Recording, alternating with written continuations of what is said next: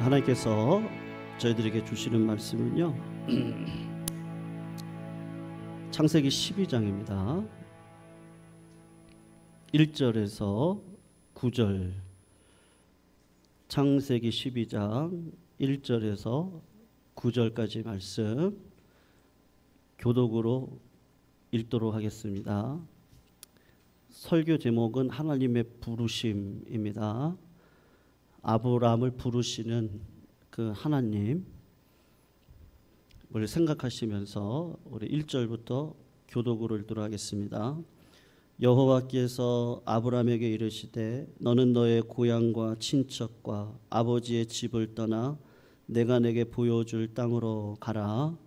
내가 너로 큰 민족을 이루고 내게 복을 주어 내 이름을 창대하게 하리니 너는 복이 될지라. 너를 축복하는 자에게는 내가 복을 내리고 너를 저주하는 자에게는 내가 저주하리니 땅의 모든 족속이 너로 말미암아 복을 얻을 것이라 하신지라. 이에 아브라함이 여호와의 말씀을 따라갔고 롯도 그와 함께 갔으며 아브라함이 하란을 떠날 때에 75세였더라. 아브라함이 그의 아내 사레와 조카 룻과 하란에서 모은 모든 소유와 얻은 사람들을 이끌고 가나안 땅으로 가려고 떠나서 마침내 가나안 땅에 들어갔더라. 아브라함이 그 땅을 지나 세겜 땅 모래 상수리 나무에 이르니 그때에 가나안 사람이 그 땅에 거주하였더라. 여호와께서 아브라함에게 나타나 이르시되 내가 이 땅을 내 자손에게 주리라 하신지라. 자기에게 나타나신 여호와께 그가 그곳에서 제단을 쌓고 거기서 베델 동쪽 산으로 옮겨 장막을 치니 서쪽은 베델이요 동쪽은 아이라. 그가 그곳에서 여호와께 제단을 쌓고 여호와의 이름을 부르더니, 우리 9절 같이 읽습니다. 점점 남방으로 옮겨갔더라. 아멘.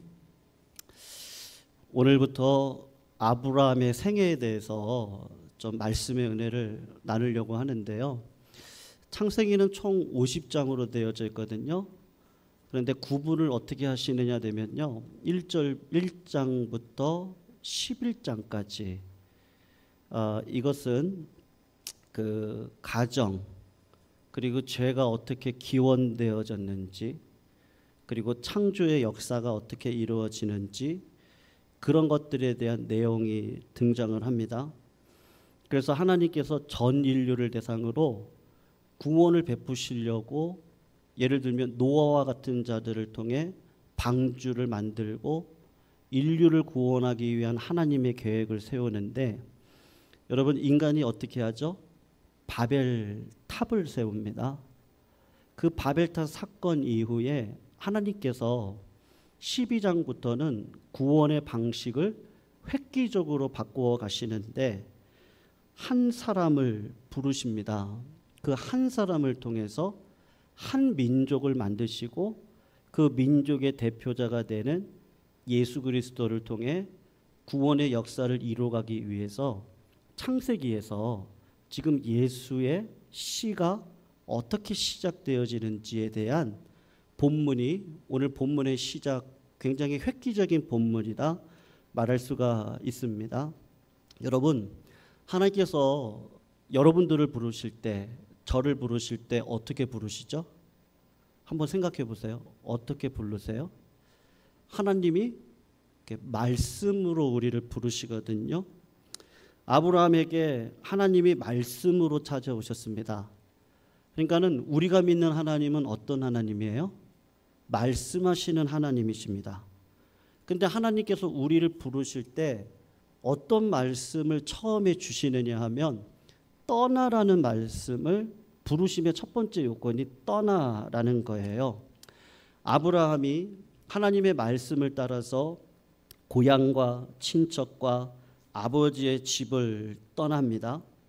아브라함이 부름을 받는 새로운 놀라운 삶은 어떻게 시작이 되어지는 거예요?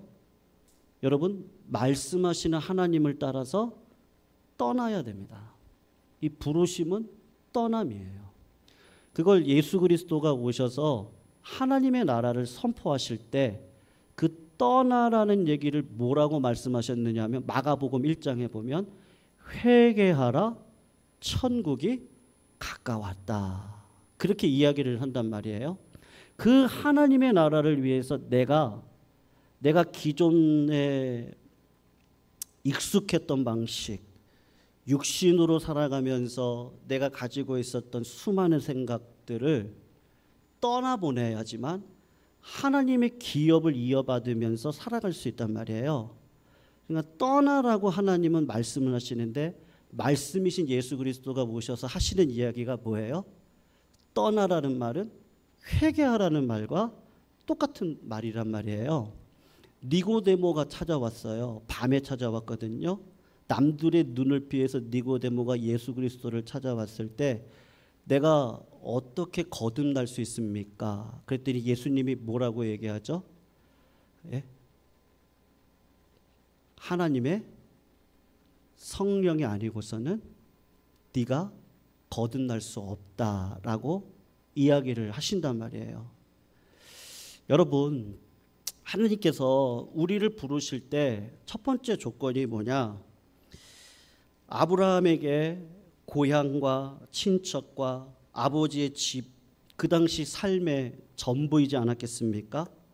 많은 것들을 이루지 않았겠어요? 75세니까요. 75세 인생 살아가면서 얼마나 많은 것들을 이뤘겠어요. 그리고 그 삶이 얼마나 익숙했을 것이며 그 삶을 살아가는 것이 얼마나 편했겠어요. 근데 하나님께서 아브라함을 부르셔서 떠나라고 이야기를 하신단 말이에요.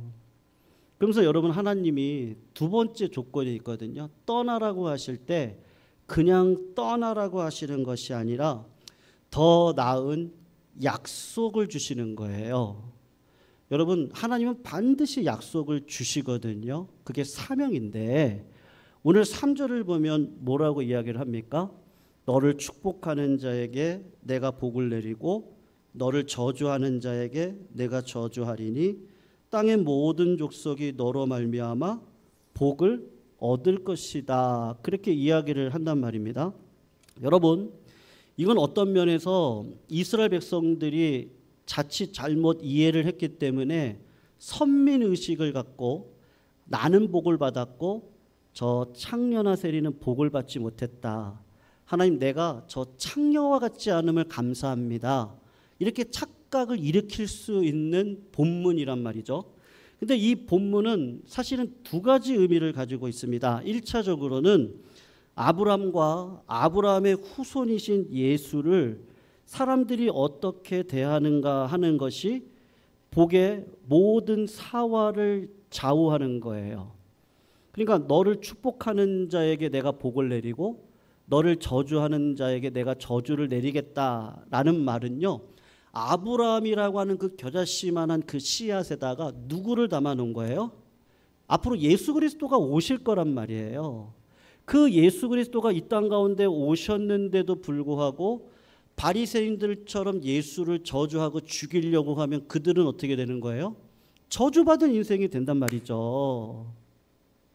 그런데 그 예수를 영접하고 받아들이면 복에 근원된 인생을 살아갈 수 있다는 것을 이 말씀 안에 담아놨단 말이에요. 그리고 두 번째, 예수 그리스도를 믿는 성도를 여러분이 어떻게 대하는가 하는 것이 여러분의 복이 있는지 없는지를 잘 보여주는 표고 증거란 말입니다.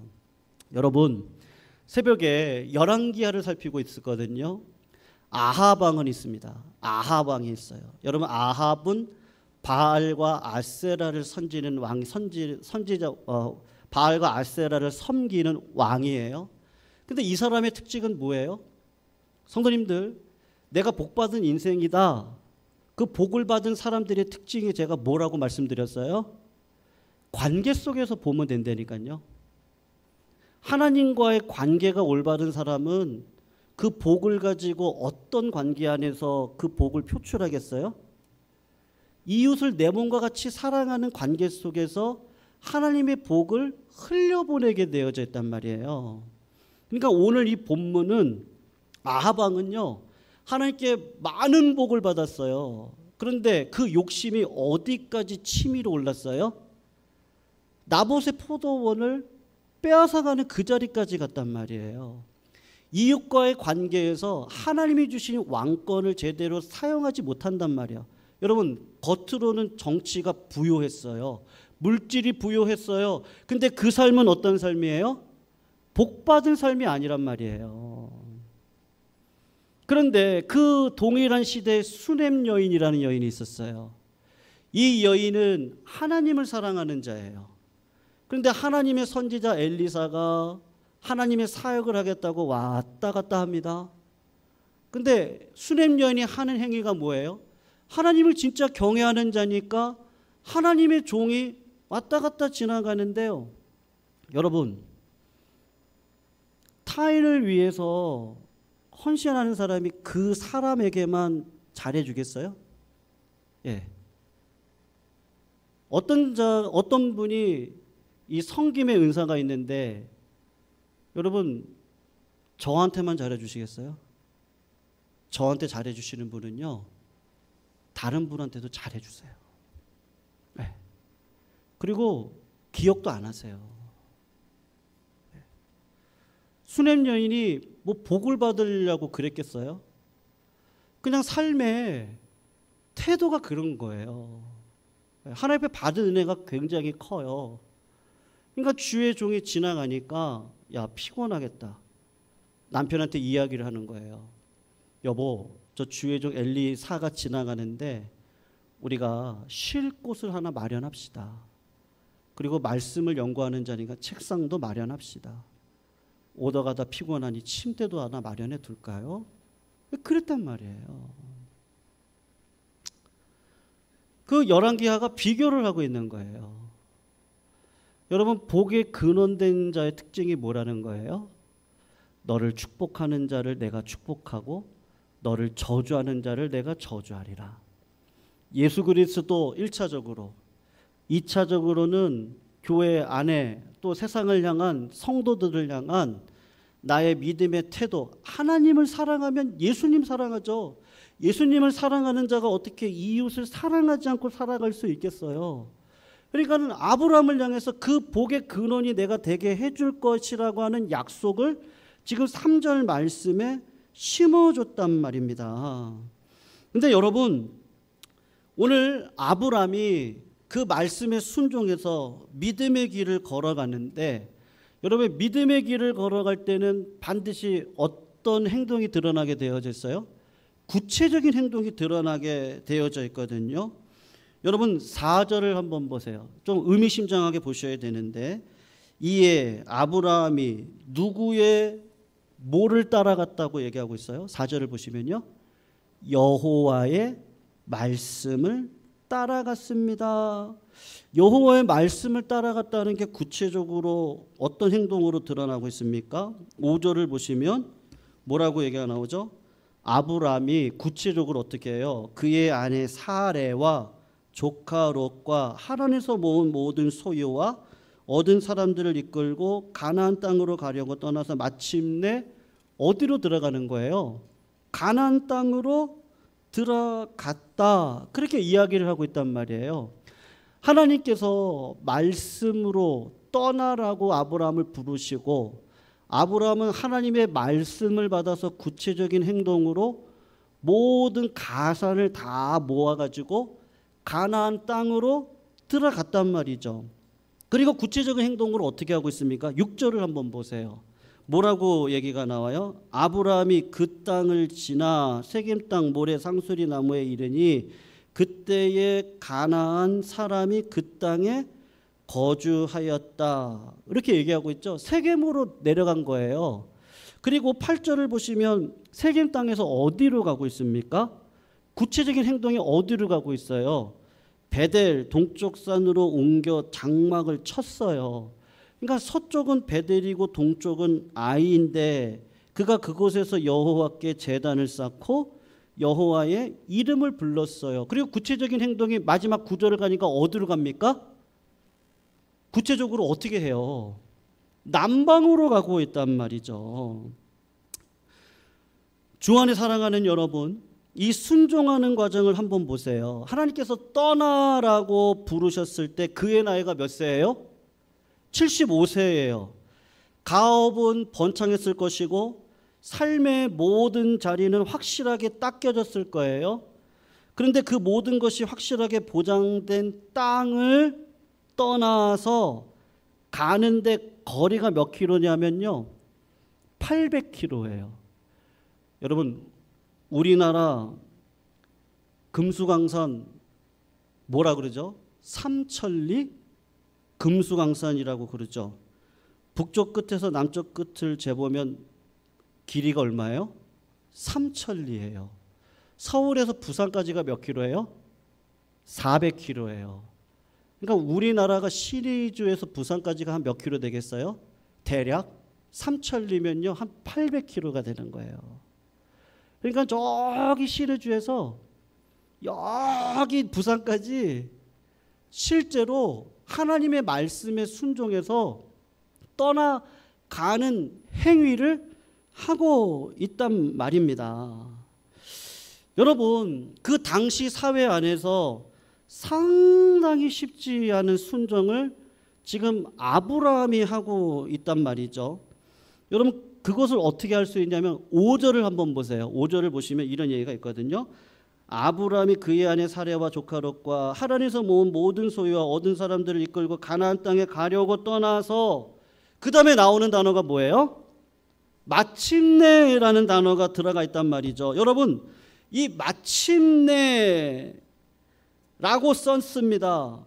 이게 무슨 뜻이겠어요? 진짜 어려움과 우여곡절 끝에 마침내 가나안 땅에 왔다, 이렇게 말하고 싶은 거예요. 그러니까 무슨 말이냐? 아브라함이 가나안 땅에 들어가기 위해서 굉장한 어려움들을 말씀에 순종하는 과정에 있었다는 거예요. 여러분, 하나님께서요 우리에게 기대하는 게 뭐죠? 하나님께서 우리들에게 기대하는 거예요. 말씀에 대한 순종인데, 그 말씀에 대한 순종 과정에 무엇이 있습니까? 어려움이 많거든요.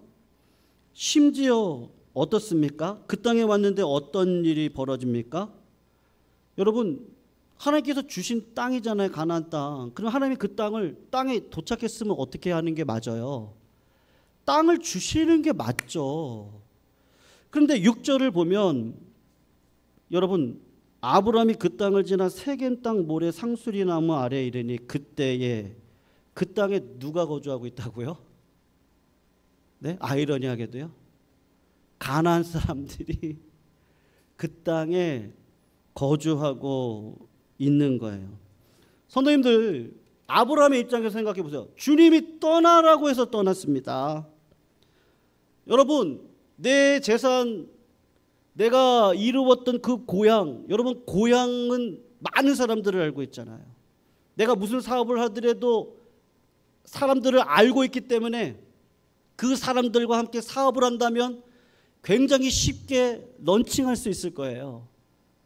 여러분, 그것을 순종하고 그 모든 이익과 관련된 모든 것들을 버리고 가업을 다 정리해서 떠난다는 게 쉬웠겠어요? 굉장히 어려웠을 거예요. 그 어려움을 이기고 가나안 땅에 도착해서 와서 보니까 어떤 거예요? 땅이 기다리고 있습니까? 아닙니다. 갔더니 누가 있는 거예요? 가나안 사람들이 있단 말이에요. 출애굽을 했던 이스라엘 백성들을 생각해 보세요. 400년 후에 이스라엘 백성들이 출애굽을 합니다. 그러니까 똑같은 원리거든요. 여호수아를 통해서 가나안 땅에 들어가려고 정탐을 합니다. 그런데 정탐을 하는 그 자리에 누가 있어요?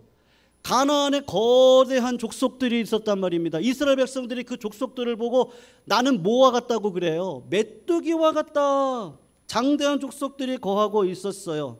하나님이 땅을 주시겠다고 하셨는데 그 땅에는 어마어마한 사람들이 기다리고 있단 말입니다. 뭐 현수막을 걸어놓은 게 아니에요. 축, 환영, 아브라함을 환영합니다. 여러분 믿음으로 여기까지 왔으니까 환영합니다. 뭐 이런 말이 없단 말입니다. 사랑하는 성도님들, 하나님의 부르심, 그리고 그 부르심에 따라서 순종하고 걸어가는 믿음의 여정 가운데 여러분 그 땅에서 뭔가 표시라도 있으면 격려가 될 텐데 그 땅이 준비가 되어져 있지 않단 말이에요. 여러분 가나안 사람들이 가득 살고 있거든요.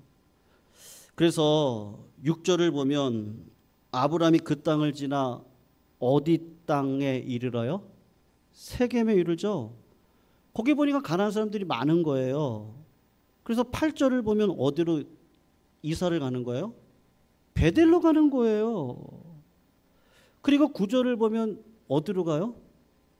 남쪽으로 내려간단 말이에요. 여러분 야곱 시대에 야곱이 세겜 땅이 굉장히 좋은 땅이거든요. 그 땅을 이렇게 약속의 땅을 가다가 야곱이 자녀들과 함께 그 땅에 머물렀던 적이 있었어요. 야곱의 딸 디나가 그 세겜의 추장 아들을 통해서 그 아주 부끄러운 일을 당합니다. 그 사건이 있었으니까 세겜 땅을 떠난 것이지 야곱이 그냥 떠나지 않았거든요. 그 말은 무슨 말이냐면 세겜 땅이 굉장히 좋은 땅인 거예요. 그런데 야곱이 점점 남방으로 내려갑니다. 왜 내려갔을까요? 여러분 하나님께서 부르셔서 믿음으로 내가 믿음으로 여기까지 왔는데 막상 와서 보니까 하나님의 약속의 땅 와서 보니까 만만한 곳이 아니란 말입니다. 사랑하는 성도님들, 하나님의 말씀을 따라 순종하면 우리는 어떤 일을 기대하죠? 일이 잘 되기를 원합니다. 그 땅에 도착하면 땅도 풍부하고 현수막도 붙여져 있고, 그런데 하나님께서 가라고 하는 약속의 땅에 와서 봤더니 땅이 한 평도 내 땅이 없어요. 여러분 아브라함의 사레가 죽을 때까지요 가나안 땅에 땅 한 평을 얻지 못해요. 사레 죽고 나서 땅 한 평 사서 거기다가 아내를 묻는단 말입니다. 와서 보니까 하나님이 부르셔서 믿음의 삶을 이 땅에서 살아가는데 그 삶의 여정 가운데 하나님이 우리들에게 주시는 게 뭔지 아세요? 내가 생각했던 방식과 하나님은 다른 방식으로 내 삶을 인도해 가시는 거예요. 아니 하나님 땅을 주시겠다고 했는데 이 땅을 보니까 지금 가난한 사람들이 살고 있단 말이죠. 내 평생 내가 들어갈 장지 그 땅 한 평 얻는 것뿐이지 아브라함이 다른 땅을 얻지 못하거든요. 그럼 뭐예요? 하나님 왜 부르셨어요?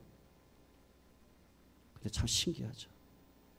하나님이 땅은 안 주는데 뭐는 주시는지 아십니까? 뭐 주죠?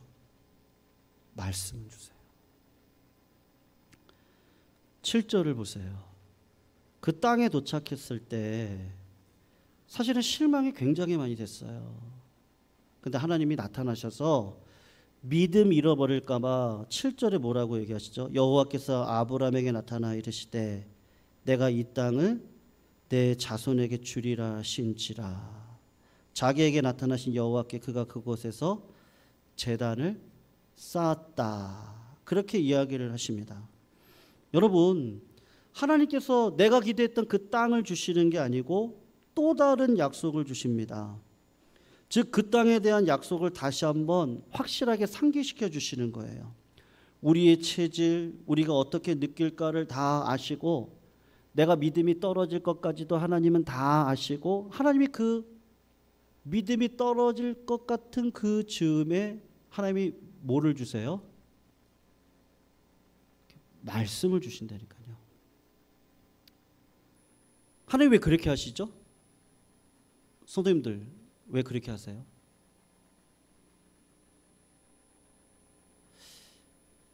여러분 제가 예전에 한번 말씀드렸는데요.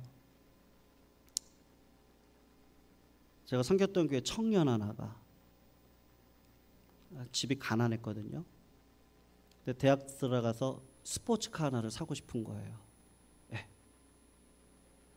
근데 그 교회 고모 권사님이 계셨는데 부자셨거든요. 엄마한테 사달라니까 엄마가 돈이 어디 있어요? 못 사주죠. 네. 근데 그 고모가 부자니까 그래도 대학 들어갔어? 신앙생활 열심히 해? 하고 스포츠카 하나를 사주셨어요. 네.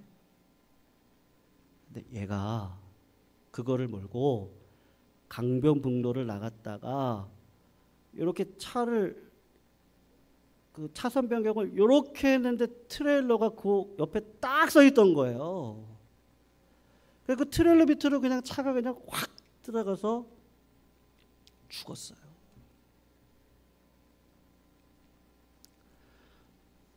성도님들, 하나님께서 말이죠, 땅을 주실 수 있죠.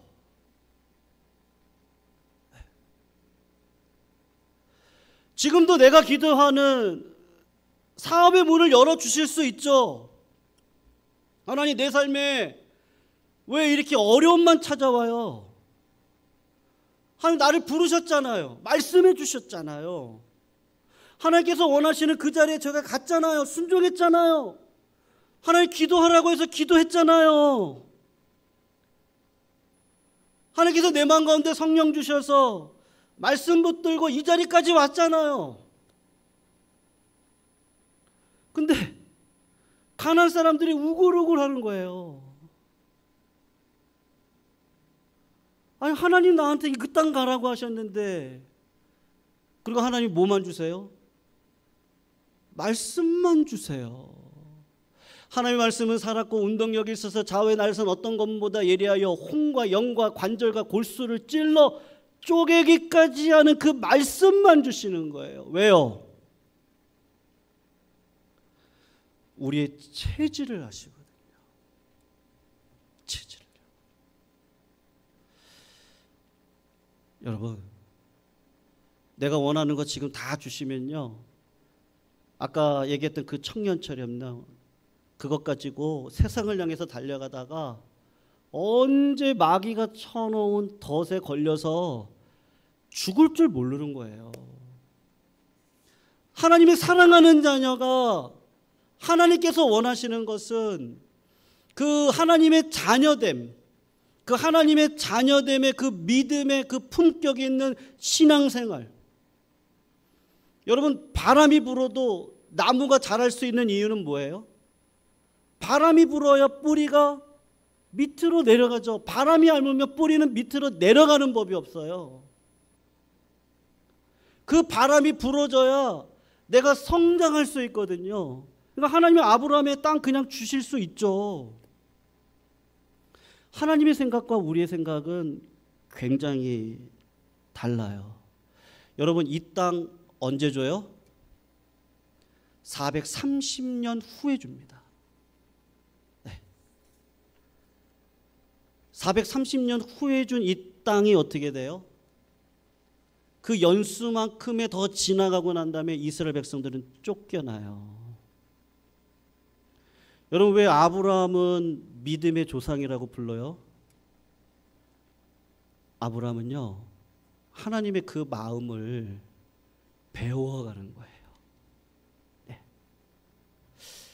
아, 하나님께서 원하시는 건 외모를 보는 게 아니구나. 내가 복 받았어. 아우, 나 이런 복 받았어요. 나 정도면 잘하고 있죠. 그러기 시작하면 믿음의 여정은 멈춰지잖아요. 그리고 바리새인들처럼 어떻게 하죠? 여러분, 제가 수요일날 말씀드려요. 세상에서 가장 나쁜 사람이 누군지 아세요? 판단하는 사람들이에요. 네. 누가 누구를 판단을 해요? 다 과정 가운데 있는데요. 바리새인이 그랬거든요. 사랑하는 성도님들, 우리의 신앙이 너무 조급합니다. 내가 몇 걸음 떼면, 내가 몇 걸음 뛰어서 하나님 앞에 기도하면 하나님이 몇 걸음을 갚아주실 것을 자꾸 기대해요. 내가 한 걸음 뛰면 하나님이 한 걸음의 복을 주실 거라고. 내가 10걸음을 뛰면 하나님이 10걸음의 복을 주실 거라고 자꾸 그렇게 생각을 해요. 근데 하나님은 그런 방식으로 일하시지 않고 우리에게 무슨 능력을 주시는 거예요? 믿음의 능력을 주시는 거예요. 하나님께서는 우리를 과대평가하세요. 생각보다 우리는 괜찮은 사람이에요. 믿으시기를 주의 이름으로 축원합니다. 아멘이 작으세요. 성도님들은 복 받으신 분들입니다. 성도님들은 굉장히 복된 자들이세요. 굉장히 부유한 자들이세요.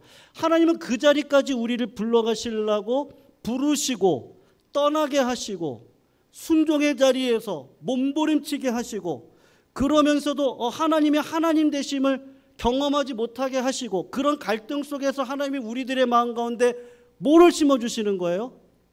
믿음을 심어주시는 거예요. 나 생각보다 괜찮은 사람이구나. 아, 내가 여기서 만족할 사람이 아니네. 하나님은 나를 복된 인생으로 불러주셨네. 때로는 약속을 손에 넣지 못하지만 신실하신 하나님을 의지하고 몇 걸음을 더 가게 하는, 그래서 믿음으로 살아가는 일에 변함이 없는 백성으로 성도님들을 불러가기를 원하시는 거예요. 여러분, 아브라함이 약속의 땅에 갔는데 땅은 안 주고 말씀만 주네요. 사랑하는 성도님들, 두려워 마세요. 놀라지 마세요. 내가 너와 함께함이니라. 오늘 이 말씀만 주시는 거예요. 그리고 어떻게 사세요? 믿음으로 사세요. 하나님은 우리들에게 정금과 같은 믿음을 허락해 주기를 원하시는 거예요. 그러니까 성도님들, 함부로 단정하지 마세요. 나 실패자 아닙니다. 맞아요? 네, 성도님들은 결코 실패자가 아니세요. 성도님들이 이미 복받은 인생들이세요. 다만 그 과정 가운데 연단이 있을 뿐이에요. 제가 말씀드렸죠. 대장장이가 금 딱 넣죠. 은 불똥에 놓죠. 여러분, 금이나 은은 그냥 불똥에 넣으면 어떻게 돼요? 계속 놔두면 어떻게 돼요? 다 불타버려요. 근데 언제 끄내요? 대장장이가? 언제 끄내요? 금을 언제 끄내요? 그 불순물이 사라지면 그 금에 누가 보여요? 대장장이가 보여요. 하나님의 모습이 그 심령 안에 들어가 있는 게 보일 때 하나님 그때 끄집어내셔서 정금과 같이 쓰시는 거예요. 하나님 그 믿음을 우리들에게 주고 싶어 하세요. 그래서 사도 바울은 뭐라고 얘기하죠?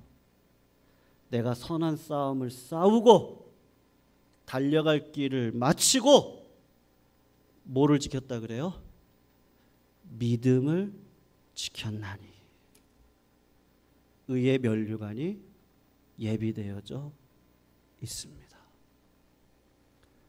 여러분, 우리는 상황에 넘어질 수 없어요. 오늘도 기도 속에 하나님의 단련하심을 경험하는 성도님들이 다 되시기를 축원합니다. 우리 말씀 붙들고요. 하나님의 부르심이라는 찬양이 있거든요. 이 가사가 아브라함이 깨달았던 가사와 굉장히 똑같은 것 같아요.